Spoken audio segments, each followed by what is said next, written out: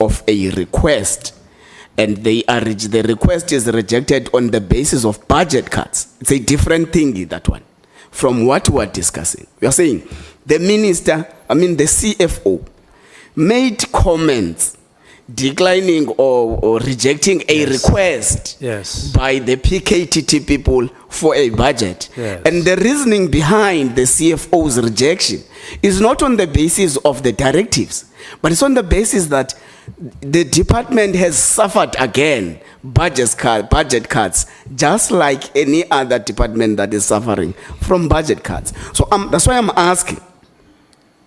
What I'm asking is different from the response from what was requested. What I'm asking is that, is it confirmed by the minister here in this meeting that the CFO was never directed to submit an expenditure report of the political killings testing? Now, you're asking a question.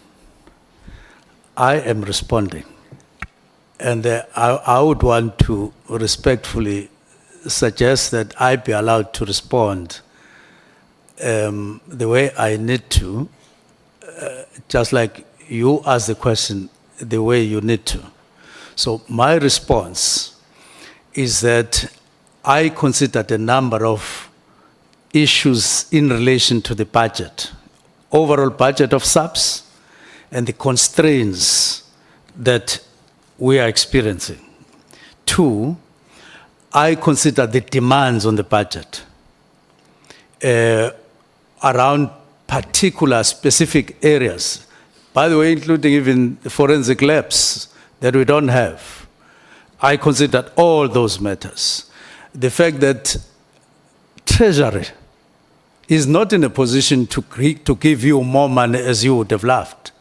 And that includes even the numbers of SAPs that we have instead of those that we should. So all of those matters. The budget that is allocated to PKTT in relation to the tasks that they are supposed to perform and the value thereof when you compare. So I took those into consideration, but the figures were there.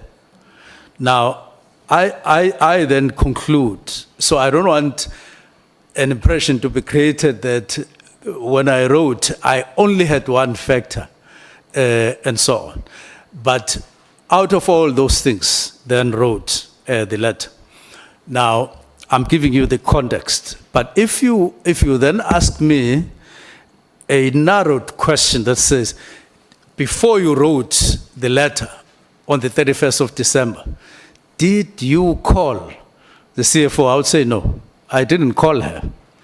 But all the facts were in front of me, including on her comments herself in March, and all other factors like what was it designed for and how it happened. Thank you. I think that will be enough. That will be satisfactory. So, has the PKTT been budgeted for the financial year 2025-2026, which started on the 1st of April 2025? Now, I heard that National Commissioner said or overturned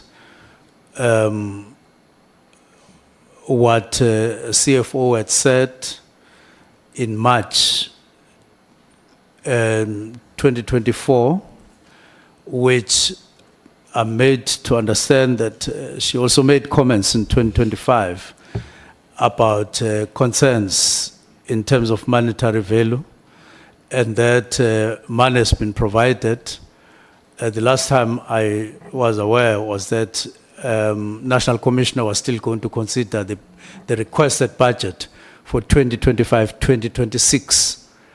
And I don't know whether the matters have been concluded to the effect that you now have money that has been provided.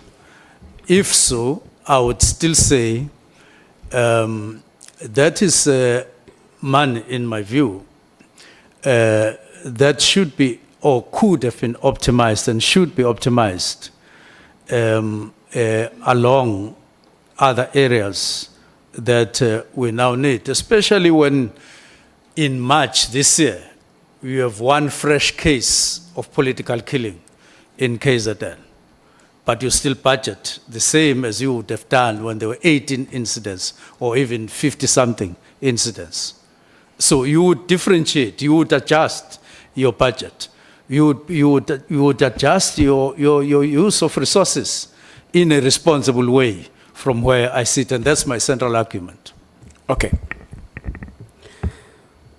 Minister, it is common cause that the PKTT does not only comprise members of SAPS. You have got the National Prosecuting Authority taking part. We have got the State Security Agency taking part. We have got DPCI, Correctional Services, and other stakeholders. So what has been the value of their contribution? Or else, let me put it like this. What has been their contribution in respect of all the intention to disband the PKTT prior the signing of the regulations on the 31st of December? Their role, insofar as cases that have been dealt with by the National Political Killings Task Team, has been significant. But you must also know that it is in the context of the cases that the National Political Killings Task Team is dealing with, as reflected by FACAS. In this case, when National Political Killings Task Team say we have one fresh case in 2025, it will be in that context, that contribution. In other words, in one fresh case. In a sea of matters, not only in KZN, national. And it is important to take cognizance of that fact. In a sea of other matters. That's exactly what is in the heart of my concern. When we start even using, as National Commissioner was saying in the Madlanga Commission, followed by the head of crime intelligence, Tumsan General Kumalo, saying, in the National Political Killings Task Team, we don't use traditional methods of investigation. We don't use normal methods. We don't use usual methods. We use a different design that is expected to yield effective investigation. And I agree with them. It's a good model, by the way. I agree. But I questioned myself, what is the ethics of a distribution of resources in a manner that caters for a few people in an effective way, leaving aside the masses outside? What is the ethics there? And I decided that, look, we need to change this. We rather adopt that model, but national, especially in the provinces, including KZN, by the way, where there's a high rate of murders, which I had raised with all the people, the National Commissioner, deputies, and provincial commissioners in November. And I had raised a deep concern. So we rather take the model, if it is good, that we are using in the National Political Killings Task Team, and use it, if we want, even in the limited scale in the 4 provinces that are high murder zones in South Africa, than simply getting joy that, yes, PKTT is effective when every other people is murder, other people's murder, is just regarded as normal, relegated to traditional.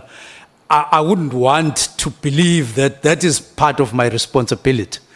That is why I then said, no, look, we need to come up. The model is good, as I say. So direct your answer. They contributed well, but no longer to a point where we can proudly and say justifiably, especially if you look at the Constitution and imperatives of the 7th administration. We are not required to look at cases emanating from killings of certain specific people. You can call them elite or whatever.